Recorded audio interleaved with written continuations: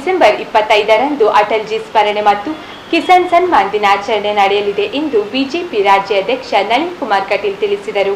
ಮಂಗಳೂರಿನಲ್ಲಿ ಸುದ್ದಿಗೋಷ್ಠಿಯಲ್ಲಿ ಮಾತನಾಡಿದ ಅವರು, ರೈತರ ಮತ್ತು ಬಡವರ ಕಲ್ಯಾಣಕ್ಕಾಗಿ ತಮ್ಮನ್ನು ಮುಡಿಪಾಗಿಸಿಕೊಂಡಿರುವ ಪ್ರಧಾನಿಗಳು ದೇಶದ 9 ಕೋಟಿ ರೈತ ಬಂಧುಗಳಿಗೆ ಪ್ರಧಾನಮಂತ್ರಿ ಕಿಸಾನ್ ಸನ್ಮಾನ್ ನಿಧಿ ಯೋಜನೆ ಅಡಿಯಲ್ಲಿ 18,000 ಕೋಟಿ ರೂಪಾಯಿಗಳನ್ನು ನೇರವಾಗಿ ಅವರ ಬ್ಯಾಂಕ್ ಖಾತೆಗಳಿಗೆ ವರ್ಗಾಯಿಸಲಾಗುತ್ತದೆ.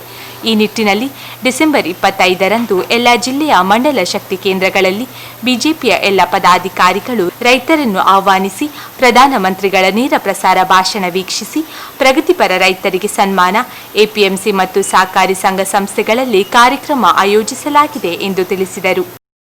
ಈ ವರ್ಷ 25ನೇ ತಾರೀಕು ಸುಶಾಸನ ದಿನದ ಜೊತೆಗೆ ಕಿಸಾನ್ ಸಮ್ಮಾನ್ ದಿನಾಚರಣೆಯನ್ನು ಆಚರಣೆ ಮಾಡುತ್ತೆ. ಅವತ್ತು 11 ಗಂಟೆಯಿಂದ ಇಡೀ ದೇಶದಲ್ಲಿ ಕಾರ್ಯಕ್ರಮಗಳು ನಡೀತದೆ. ವಿಶೇಷವಾಗಿ ನಮ್ಮ ರಾಜ್ಯದಲ್ಲಿ ಎಲ್ಲ ಜಿಲ್ಲೆಗಳ ಪಂಚಾಯತ್ ಚುನಾವಣೆ ನೀತಿ ಸಂಹಿತೆ ಇರುವುದರಿಂದ ಎಲ್ಲ ಬ್ಲಾಕ್ ಮಟ್ಟದಲ್ಲಿ ಮಾಡಬೇಕು ಅಂತ ಇದ್ರೂ ಸಮೇತ ನಗರ ಕೇಂದ್ರೀಕೃತವಾಗಿರ್ತಕ್ಕಂಥ ಜಿಲ್ಲಾ ಕೇಂದ್ರಗಳಲ್ಲಿ, ತಾಲೂಕು ಕೇಂದ್ರಗಳಲ್ಲಿ ಎಲ್ಲಿ ನೀತಿ ಸಂಹಿತೆ ಇರುವ ಅಲ್ಲಿ ಕಾರ್ಯಕ್ರಮಗಳನ್ನು ಅನುಷ್ಠಾನಗೊಳಿಸ್ತದೆ. ಅವತ್ತು 11 ಗಂಟೆಗೆ ಕಾರ್ಯಕ್ರಮ ಪ್ರಾರಂಭ ಆಗುತ್ತೆ. 12 ಗಂಟೆಗೆ ಪ್ರಧಾನಮಂತ್ರಿಗಳು ರಾಷ್ಟ್ರವನ್ನು ಉದ್ದೇಶಿಸಿ ಮಾತನಾಡ್ತಾರೆ. ರೈತರ ಜೊತೆ ಪ್ರಧಾನಮಂತ್ರಿಗಳು ಮಾತನಾಡ್ತಾರೆ.